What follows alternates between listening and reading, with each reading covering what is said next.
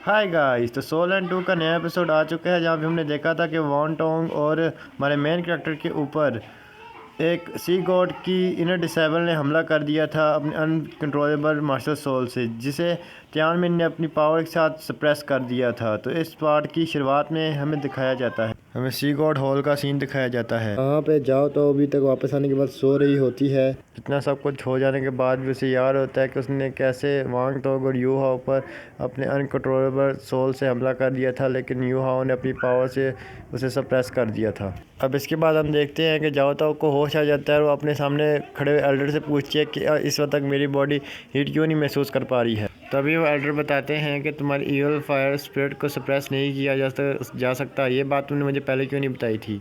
ये बात सुनकर जाओ तो वो कहती है कि मुझे नहीं पता था ये बात इतनी सीरियस हो जाएगी। तभी वो एल्डर बताते हैं कि अब तक वो दोनों डिसेबल्स मारे जा चुके थे। तभी ये सब कुछ जानकर जाओ तो को बहुत बुरा लगता है। तभी वो रोते हुए कहती है कि मुझे लगा था मैं खुद को कंट्रोल कर सकती हूँ।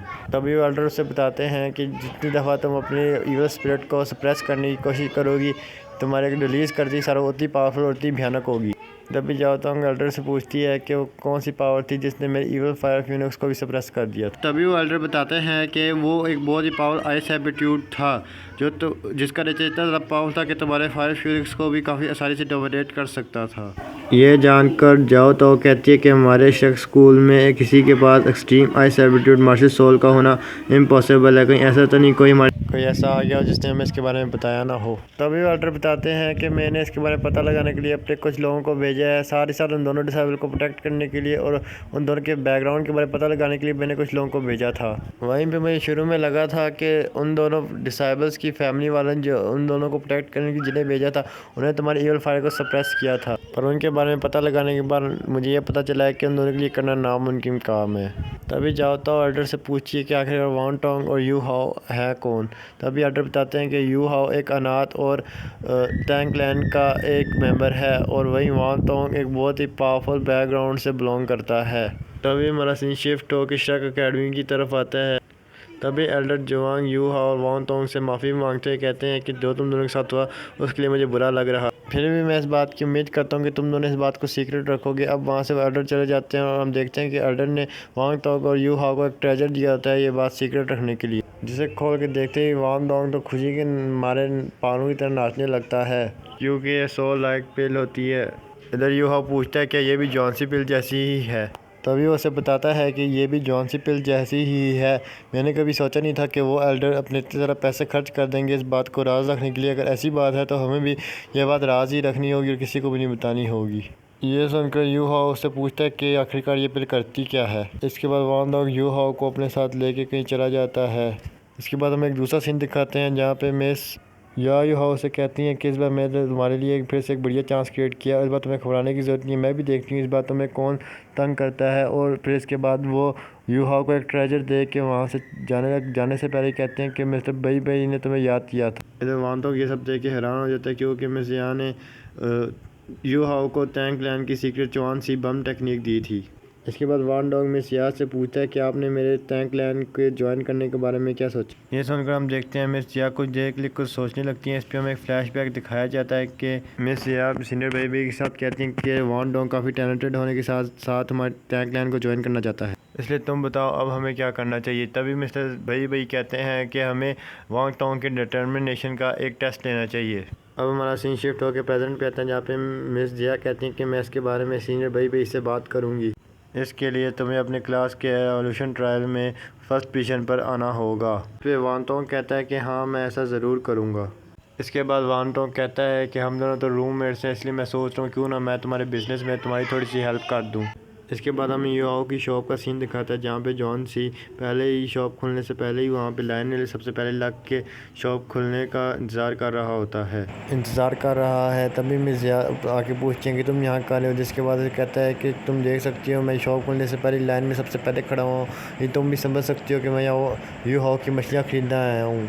जहाँ पे हमें थोड़ी देर बाद का सीन दिखाया जाता है जिसमें हम देखते हैं कि यू सैन से यू हाओ की ग्रिल की मछलियाँ अंगद के पास ले जाके उसे दिखाता है, इस बार मैं तुम्हारे लिए मछलियाँ लेकर आया हूँ और इस बार मैंने इसके लिए कुछ भी गलत नहीं किया। इसके बावजूद जियानंग वो मछलियाँ लेने से मना कर देती है। तभी वो कहता है कि तुम्हें ऐसा लगता है कि मैंने कल की तरह यू हाओ की शॉप पर कोई हंगामा किया होगा। तब हम देखते हैं कि जियानंग अचानक से वहाँ से जाते हुए कहती है कि उस मीटिंग के बाद मैं तुमसे कह चुकी हूँ कि मेरी लाइफ में इंटरफेयर करना बंद कर दो और तुम्हें मेरे लिए किसी दूसरे स्टूडेंट को परेशान भी नहीं करना चाहिए। जियानिंग के चले जाने के बाद यू ज़ेनज़ी गुस्से में मछलियों को खुद दिखाता है, लेकिन मछलियों का स्वाद बहुत ही अच्छा होता है जिसकी वजह से उसका गुस्सा खुद ब खुद ठंडा हो जाता है।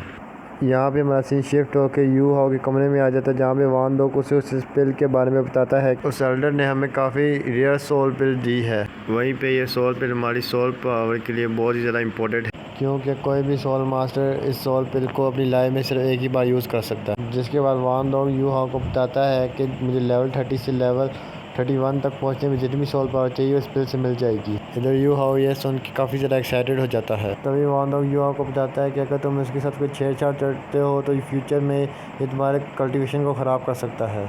इसके बाद हमें दिखाया जाता है कि वो दोनों ही वो सोल पिल खा के कल्टीवेशन करने लगते हैं।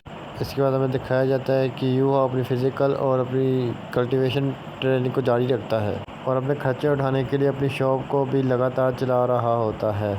वहीं पे यू हाओ की फ़िज़िकल कल्टीवेशन ट्रेनिंग को उसकी क्लास टीचर भी देख रही होती हैं, इसीलिए उसे ऐसा करते करते कई सारे मौसम भी बीत जाते हैं। तभी हमें यू हाओ की क्लास का सीन दिखाते हैं। वहीं पे यू हाओ की क्लास टीचर कहती हैं कि तुम लोगों की क्लासेस शुरू होने के बाद तुम लोगों के पहले एवोल्यूशन का टाइम अब आ चुका है, जिसके लिए तुम लोगों को 3 टीमें बनानी होंगी। जिसके बाद यहाँ पे पूरी 300 टीमें बनेंगी।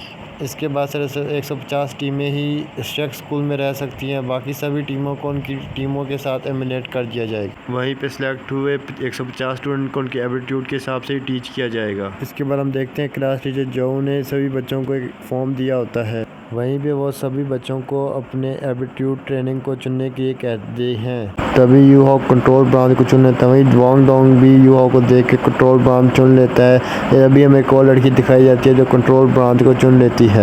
तभी जब इनकी क्लास ख़त्म हो जाती है तभी इनकी टीचर इन तीनों को कंट्रोल ब्रांच चुनता हुआ देख इन्हें वापस जाने से रोकती है और कहती हैं क्या तुम तीनों ने ये जानबूझ के किया, और इसी के साथ हमारा ये एपिसोड ख़त्म होता है।